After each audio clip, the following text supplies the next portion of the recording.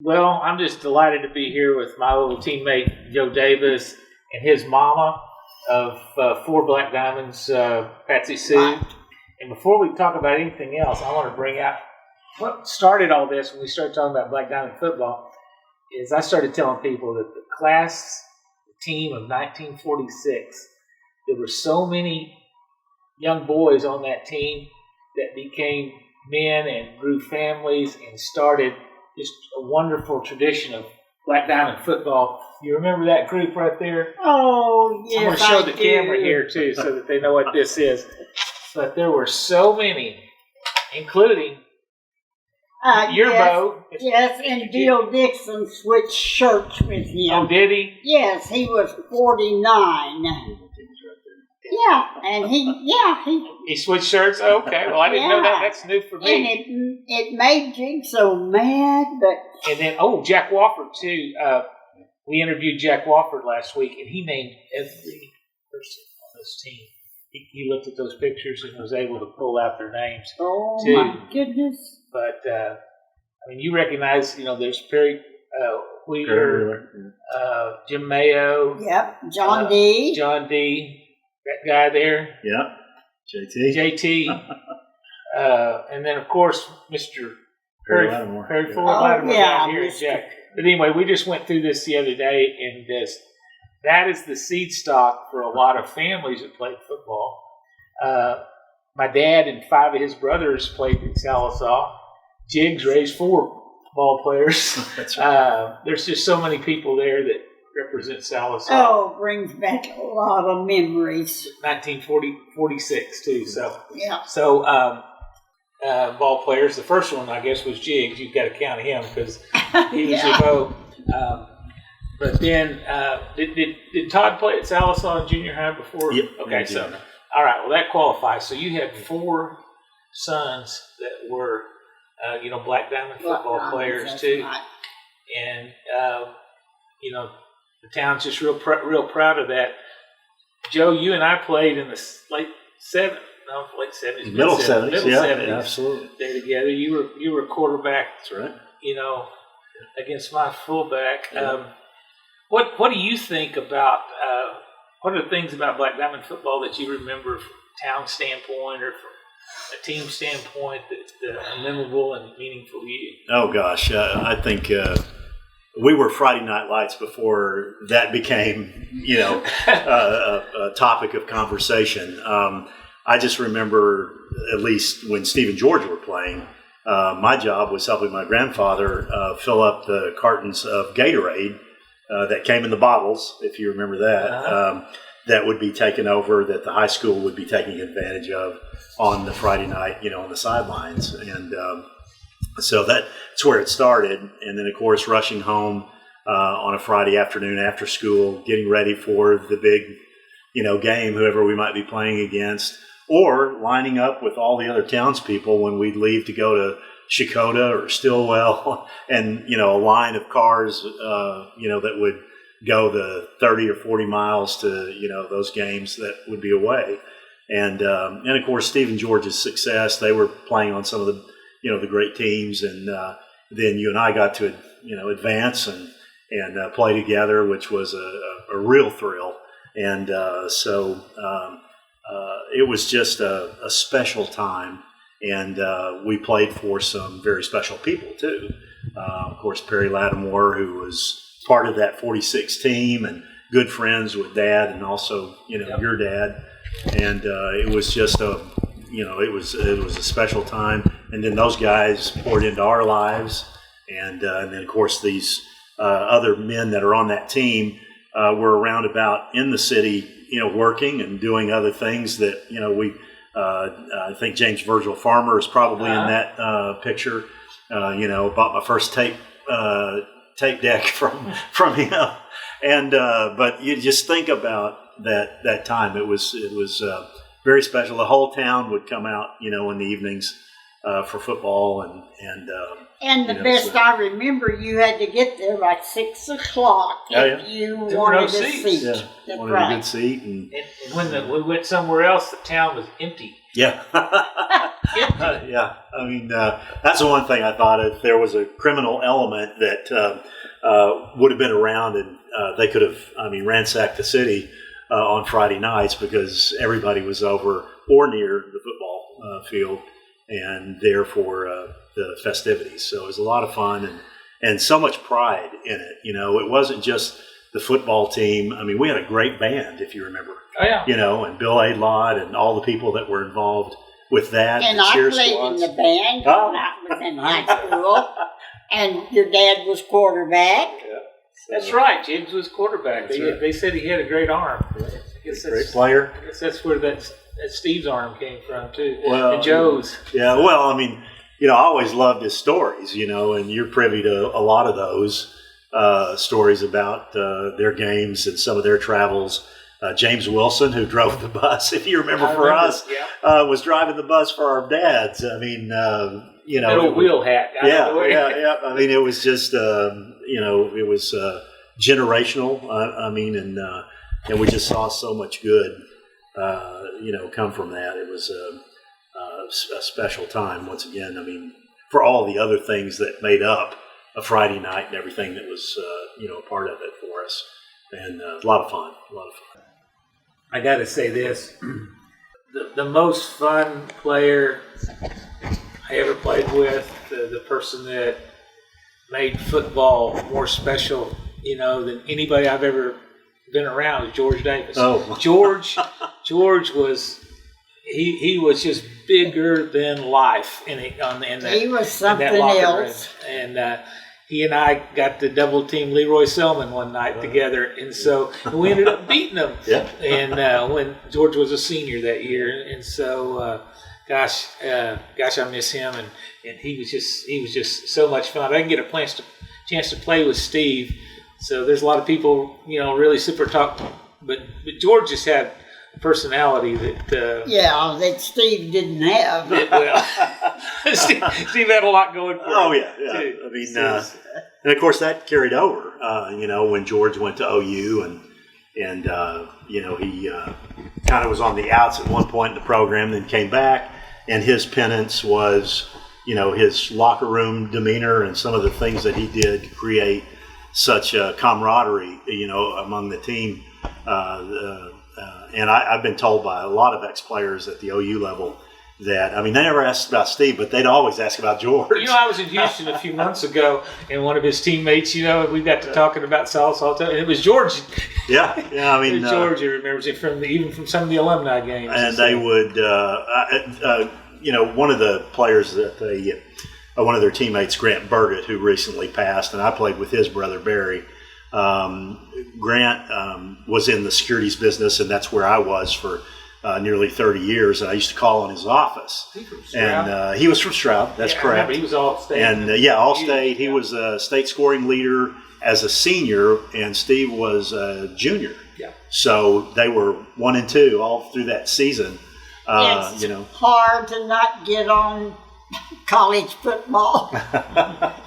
But Grant would tell me of some of George's antics that he would pull every Thursday afternoon at the end of practice for the OU team before they get ready to travel and go and play.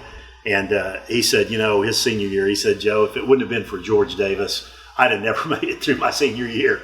He said, we look forward to those Thursday afternoons. Yeah. And so he took what he learned really there at Sallisaw, and it got even bigger once he left. And, he led that whole class. I think they were the class of 72. I think. Well, you're right. Graduated. He was 71. And I was a sophomore, and then when I was a senior, you were a sophomore. That's right. Yeah, exactly.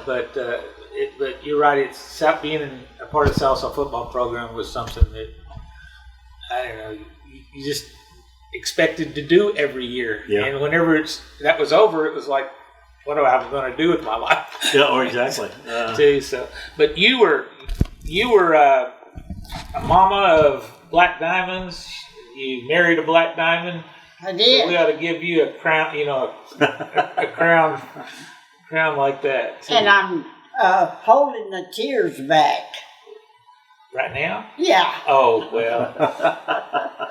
You were a good friend of my mom and daddy for so many years, and I can't remember not knowing your family probably even before there was Sallisaw Football for me. Yeah. And I still got a bad thumb where Steve knocked it out a place out there on Zoki Street. We were playing catch out there one afternoon, and he threw the ball so doggone hard. Oh man! Even when we were kids. So that was part of the great part of this. I mean, it was a family affair because you remember that before we even got up to grade to play, after game Friday nights, you guys and the Lattimores and others would come and they'd have coffee and, talk, while all of us were together, out in the front yard or, playing. And, and if it wasn't our house, it was your house, or if it wasn't your house, it was the Lattimores.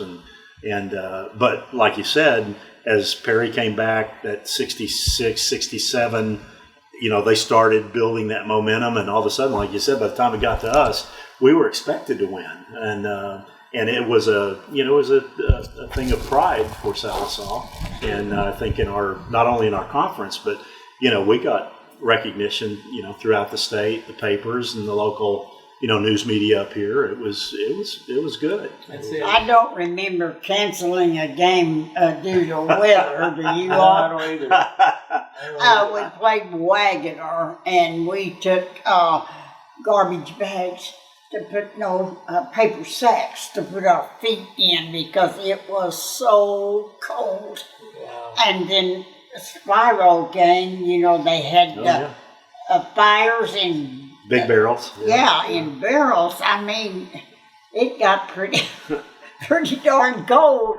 Well, you remember specific games about that. Are there any other games that you remember that your boys were playing in, or even jigs that still stand out in your head, your mind? Well, mostly, Tommy, the coldest weather, I dreaded because I didn't like cold weather, but of course we never missed a game, and I think even the out-of-town games, I guess the Sallisaw folks, went to the out-of-town games too. Did Jigs ever talk about, or do you remember them playing 2 games in 2 days back to back? Oh yeah. Okay. Yeah, they went to Haskell, and Haskell didn't have a football field. They played on rodeo grounds. Finally, I got confirmation that I've heard that story before, but now I have corroboration. Is that what they call it? Collaboration. Yeah, they played rodeo grounds out there with the horse manure. Yeah, that's okay. And then they didn't change clothes. I mean, they didn't have any changes of clothes. They had one uniform, and by the end of the season, they stood up stiff. They were so stinky and stiff. Well, the guys in this picture, the ones that don't have jerseys, is because they didn't have jerseys. For everybody. So and this was right after World War II, so there still wasn't a lot of.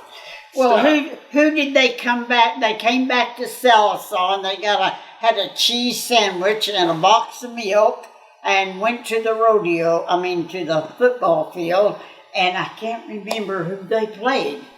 They played Haskell, and they came back, but I don't remember who they played. I don't remember who Dad said. It's been too many years ago. Yeah, I was thinking it was Poto, but it was back to back, 2 days in a row. Can you imagine playing 2? Oh no, and I remember Dad saying that they probably won because the other team was so offended by the smell.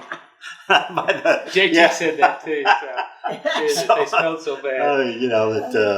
Where you guys been playing? And Jack Wofford was telling me that they actually, on some of the games, they just got in the backs of these agricultural trucks and just sat on bales of hay and went to the away games too. So.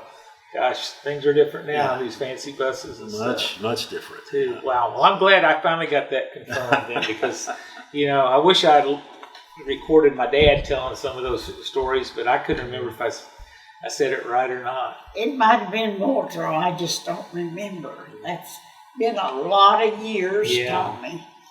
But that's the magic of Sallisaw football, that you can even remember any of that because it was so meaningful. Well, the other, a memorable game for you and me would have been our senior year, your senior year, my sophomore year.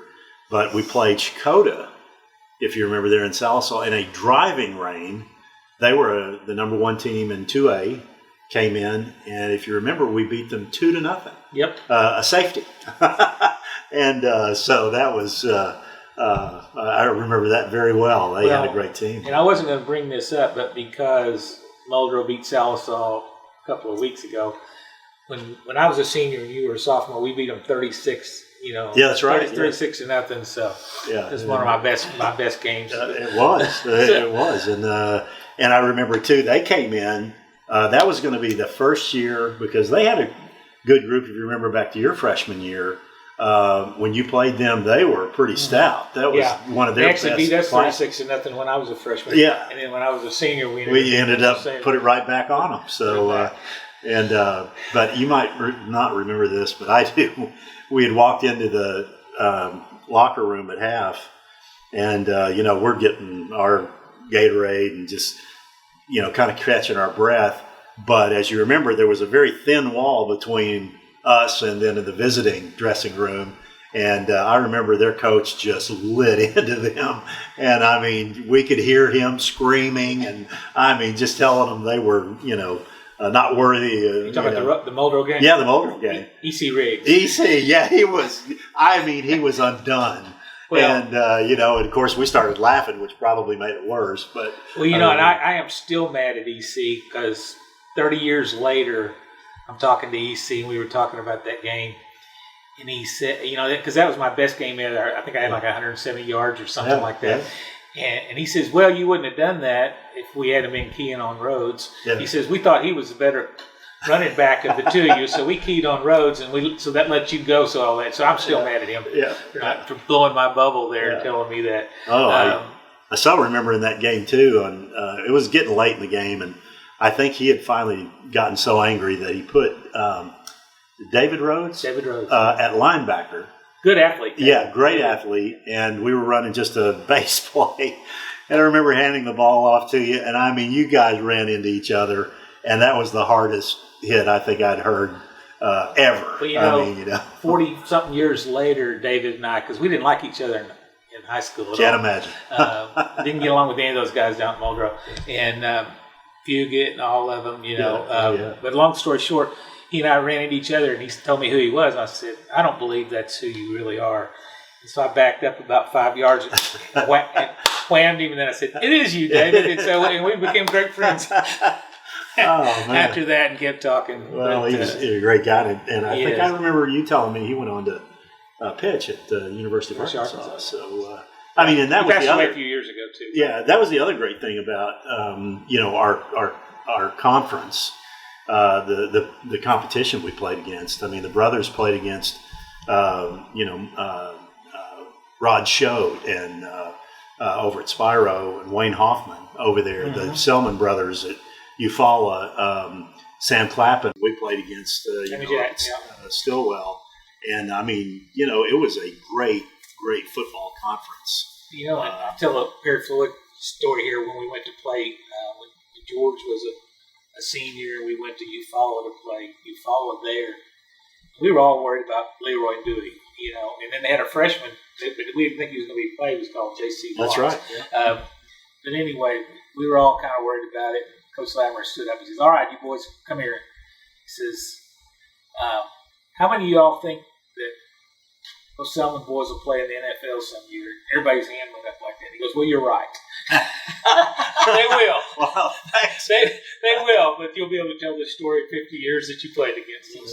So there I go. Yeah. I think that's twice I've done that story. It was a way of life that kind of unique to Sallisaw. Yeah, and if we hadn't had the football program, what would have happened to all those black diamonds? I don't know. You remember Tom Monroe and that big old gun that he would shoot? Oh, yeah. Oh, yeah. Dad had his version, too, I think, at one point. You had all that other stuff that was, going on. And I especially remember when I think about extracurricular, when Steve and George were playing at Muskogee Manual, if you remember that game. I mean, we felt like we weren't getting the better end of the officiating deal there. And I just remember going down with Dad at halftime, and your dad, Richard Mosley, the superintendent, they're all huddled up down there with Perry trying to determine if we're going to play the second half.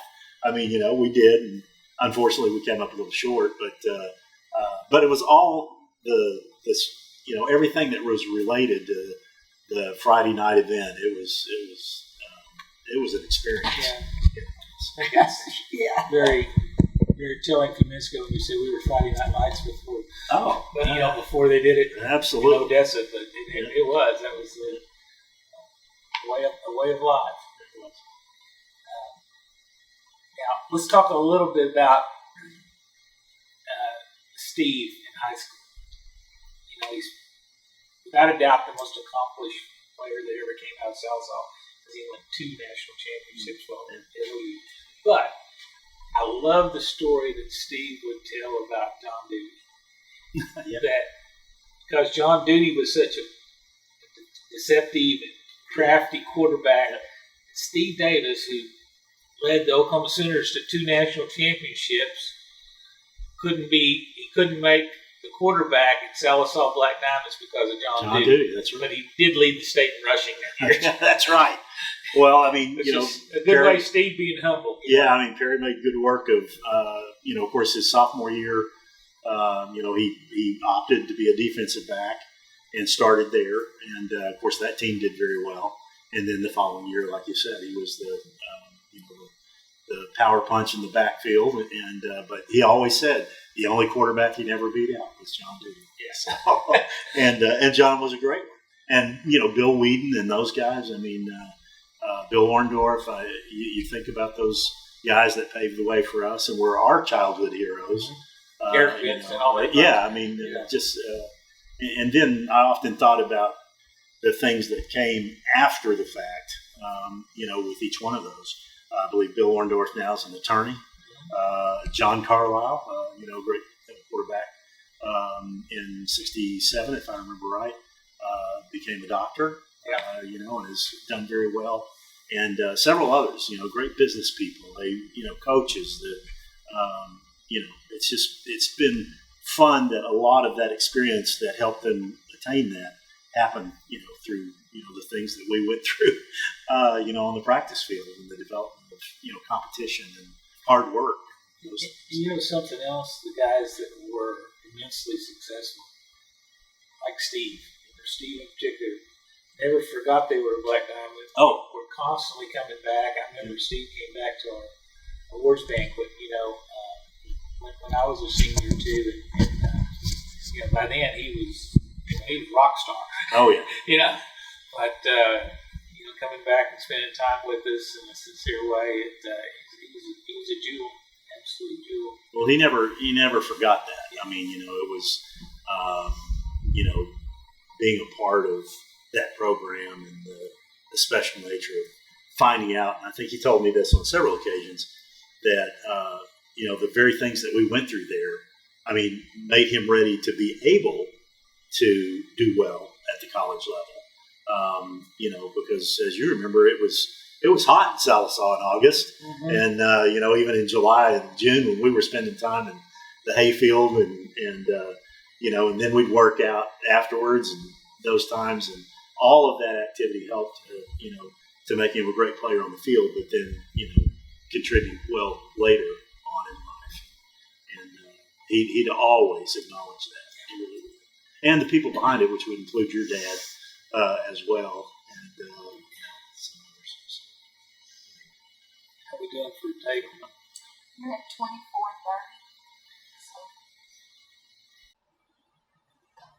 I don't know if you remember, but Coach Latimer he's a good teacher, but he'd also try to make this point. And I remember after one game in the fall of '73, you were quarterback, I was fullback. I made several touchdowns against Stillwell, but I would have had 2 more if I hadn't fumbled in the end zone after I ran in there. I got hit, and I dropped the balls across the line, and Coach Latimer was just furious at me. And he took that football and stuffed it in my my chest. He says, "You hold that there. You keep it there until I tell you that, that you don't have to carry it anymore." And so I didn't know exactly what he meant, but he followed me around after the game, making sure that I had that football. He looked in onto my classes the next day to make sure that or the next week that I was still carrying that football. Then he started having guys try to knock it out of my hands while I was going down the hall. So I guess he thought he was teaching me a lesson, but I don't remember fumbling after that. So yeah, it was. He had some interesting ways of getting your attention. Yeah, But Well, let's talk about one more thing about football's different now. They're squirting water and Gatorade in their mouth every second during practice and at all the games, and I think that's great. I think that's probably what the body needs. For some reason, they didn't want us drinking anything at practices back in the old days. Some say it's because we hauled hay in the summertime, so that we were tougher. I don't know that we were tougher, but I remember George and Mark had that big old truck. Remember that truck that they bought or something? And hauled hay every day, every summer, and I was kind of on their B squad. I kind of helped them on occasion. But then we had our little hay hauling operation there in the back. And that's right. And you're right. I mean, it was. I remember our sophomore year. That was one of the hottest summers I ever remember, and I thought we were going to die. I mean, it was hot. It was miserable, and like most young men, I didn't probably prepare for the season like I should have. And then, I mean, it was our first taste of high school football too, in Oklahoma, and it was hot, miserable. And if you remember, Tommy, too, we didn't get water, but we got ice. Yeah. And the best way to get the moisture, if you remember our old dirty helmets, we just put the ice right, into it upside down, and then we'd hold the helmet up and just drink from the inside of that helmet. No such thing as dirty water. Oh boy! Drink out of the helmet. Yeah. I mean, oh my gosh! But ice breaks, but the rest of the time, it was the crash program, man, twice over. So, do you remember what size hat George wore? Boy, man, that'd been 7.5 or better. It was a big one. Yeah, I mean, a big one because he broke my nose one time. I couldn't. My helmet, we tore the face mask off, and George loans me his, and I go after run in and play, and I put that thing on, and I tackled somebody, and that thing went down and broke that nose there too. So I just now remember George Davis gave me a broke nose, so because his head was so big, I couldn't wear his helmet. When he was a senior, I think I was a freshman, might have been in the 8th grade, but if you remember, he had that nice new McGregor, had the shell, the big Dick Butkus face mask, and I was wearing that old. It was I think a Wilson, had the straps in it with a little plastic piece up here, and the only padding you really had was on your cheeks. And I remember George saying sometime that you need to bring your stuff home, and we'll just get out in the backyard, and we'll go at it. Well, we did, and I mean, I'll never forget that. I mean. I think the reason for my ongoing migraine headaches to this day are because at that time. We don't even talk about CTE. Oh man, I mean, never. No, I mean, but he was, but yeah, I mean, it's those were different times, definitely. Well, physically, I'm sure all the Black Diamonds will appreciate what you guys have done today and talking about all this. But I still want another hug, and I want to get it on camera this way too. So.